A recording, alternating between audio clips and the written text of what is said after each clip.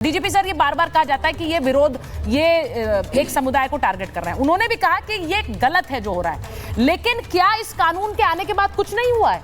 मैं इसलिए पूछ रही हूँ कि अब महाराष्ट्र में भी आ रहा है सर, ये कह रहे हैं इससे पहले भी तो कार्रवाई होती थी, इससे क्या हो गया? सुचरिता जी, 12 स्टेट्स में ये कानून लागू हैं जी, और यूपी में चूंकि इसमें कार्रवाई ज्यादा हुई है इसलिए चर्चा भी ज्यादा हुई है। 429 केसेस चार्जशीट है, 5 में सजा याबी हो चुकी है, लेकिन इसके पहले भी कानून थे। प्रलोभन देना, लोभ देना, डराना, धमकाना, छदम तरीके से करना, वो तमाम चीजें इसमें आती हैं जिसके अंतर्गत सजा मिलती है। छांगुर के ऊपर तो 18 सेक्शन, समय कम है। Prevention of money laundering act है, भारत से बिना अनुमति के धन प्राप्त करना है, हवाला की डीलिंग कर लेना, ये तमाम एक्ट है।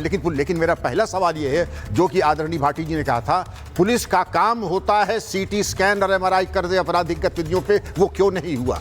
और ये बताया जाता है, मैं विश्वास नहीं करना चाहूंगा कि स्थानीय पुलिस और तहसील और जजी के नीचे के कर्मचारी उसके पेरोल पे थे और वो जैसा चाहता था, हुक्म देता था, उसका पालन होता था, क्योंकि इतना बड़ा अपराध का साम्राज्य एक दिन में नहीं खड़ा होता है। मैं चाहूंगा कि जो इन्वेस्टिगेशन हो रहा है उसमें लोकल अधिकारियों की संलिप्तता, लापरवाही या दोनों जो हो उसको भी उसमें समावेश करें। अभी तो एक अधिकारी का नाम आ रहा है, जजी के जो क्लर्क थे स्टेनो, उनकी पत्नी का पार्टनर होना। अभी तो आप देखिएगा जो आ रहा है, जिसको जब चाहा थाने में FIR लिखा दी। आप देश की मानी हुई संपादिका हैं, आप जाके FIR लिखा के कोशिश कर लीजिए, ना को चने छपाने पड़ेंगे, आप लिखा नहीं पाएंगे आसानी से। और ये मनमाने तरीके से FIR, मनमाने तरीके से जेल भेज देना, मनमाने तरीके से लोगों को घरवा लेना, इसका एक सपोर्ट सिस्टम था। अब सपोर्ट सिस्टम नंबर 2, हमारे मित्र के एक वर्ग को किया जा रहा है। ये लॉ जो है रिलीजन न्यूट्रल है, इसी वर्ग का, हिंदू, सिख, मुस्लिम, ईसाई, जो भी वर्ग लाएगा, धोखा देगा, वो आरोपी होगा। आप जो बात कह रहे हैं, खुद डीजीपी सर कह रहे हैं कि इसको लेकर समस्या थी और आप शिकायत लिखवाने में भी दिक्कतें होती थी, अब इस कानून के तहत हो रहा है। मैं ये बोल रही हूँ विवेक जी, संगीत जी, कि ये एक समस्या है जिसको लेकर अब महाराष्ट्र में भी कानून लाया जा रहा है। समस्या क्यों लगता, क्यों इतना हल्ला होता है जब धर्मांतरण की बात? क्या ये हकीकत नहीं है? आज जो मैंने तस्वीरें दिखाई है इंदौर की, मैं जरा दिखाऊंगी, वो हैरान करने वाली। पूरा हुलिया बदलकर लड़कियों को फंसाया जाता है, पुलिस ने जारी की है। नहीं, देखिए 420 है, झूठ है, फरेब है, वो एक अलग इशू है। कोई फोर्सफुल कन्वर्जन है, वो एक अलग इशू है। सब उसके खिलाफ है। ये नया कानून नहीं था, तब भी एक्शन था, नया कानून आ गया, एक्शन अब भी होगा, ये एक अलग चीज है। लेकिन मैं दूसरी बात बोलना चाहूंगा, घर वापसी, जिसके लिए रूलिंग पार्टी और संघ परिवार कहता है साहब घर वापसी होनी चाहिए, वापस आइए हिंदू धर्म के अंदर। आप सदियों पहले, 500 साल पहले कन्वर्ट हुए थे, बैक टू योर रूट्स। तो क्या वो कन्वर्जन नहीं है, वो अल्यूरमेंट नहीं है, वो फोर्स नहीं है? उसको सब वेलकम करते हैं, ताली पीटी जाती है, क्योंकि मेजॉरिटी कम्युनिटी उसमें इन्वॉल्व है। और जब माइनॉरिटी कम्युनिटी कुछ करती है तो आप हल्ला मचाते हैं। आप बोलेंगे साहब देखो तो demography change. What do you mean by demography change? मेरा कॉन्स्टिट्यूशन कहता है मैं किसी भी धर्म का पालन कर सकता हूं, मैं नया धर्म भी बना सकता हूं। It is my right, it is my constitutional right, provided मैं किसी को चीट नहीं कर रहा, फोर्स नहीं कर रहा, क्राइम नहीं कर रहा, मनी लॉन्ड्रिंग नहीं कर रहा, ये कंडीशंस हैं। और यहां पे जब हमारा हिंदू समाज कभी आगे नहीं बढ़ा, आपने किसी को वेलकम नहीं किया। आप 1400 साल पहले करीब इस्लाम, जब पैगंबर मोहम्मद साहब का मैसेज आया, क्रिश्चियनिटी थी, ये लोग अफ्रीका गए, अमेरिका गए, यूरोप गए, लोगों को अपना मैसेज दिया, अपने पैगंबर के बारे में बताया, दावत दी, बोला साहब आइए कुछ अच्छा होगा। तो लोग गए इनके पास, आप क्यों नहीं गए? आपके अंदर सुपीरियरिटी कॉम्प्लेक्स था। ये बैकवर्ड कम्युनिटीज है, हटाओ इनको। ये दलित है, मंदिर में आने की जरूरत नहीं। तुम पानी नहीं पी सकते मेरे साथ, तुम खाना नहीं खाओगे मेरे साथ। This is the culture. जब आपने आगे बढ़ करके लोगों को वेलकम नहीं किया, आज आपको पेट में दर्द हो रहा है। जी, आप जो बात कह रहे हैं, आप ये कह रहे हैं कि संघ परिवार भी घर वापसी करा रहा है। वो कह रहे हैं वो घर वापसी, उस पर कोई हल्ला नहीं करते क्योंकि आपको वो सूट करता है, लेकिन यहाँ पर आप हल्ला कर रहे हैं और आप हल्ला कर रहे हैं, तो उसको लेकर जरा सवाल। देखिए, पढ़ा लिखा यदि कोई वक्तव्य हो तो उसको काउंटर किया जा सकता है, यदि अनपढ़ वक्तव्य हो तो उसको काउंटर करना बड़ा मुश्किल हो जाता है।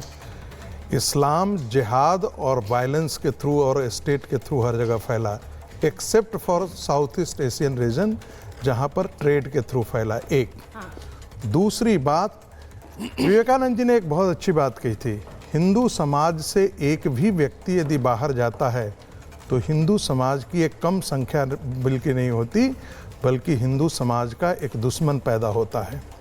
क्योंकि इस्लाम में आप देखिए, आप क्या कहा जाता है, मेरे पैगंबर, मेरे अल्लाह के अतिरिक्त और पूजा के लायक कोई है, यानी कि हमारे जितने देवी देवता हैं वो पूजा के लायक नहीं है।